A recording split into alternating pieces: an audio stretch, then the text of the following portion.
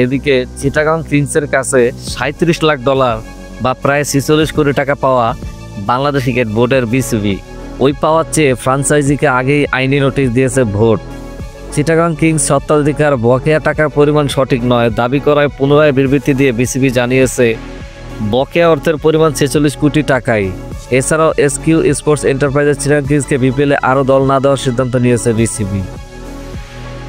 BCB বিবৃতিতে বলেছে বকেয়া অর্থ পরিশোধ না করার দায়ে চিটাগাং কিংসের ফ্রাঞ্চাইজি স্বত্ব বাতিলের সিদ্ধান্ত নেওয়া হয়েছে।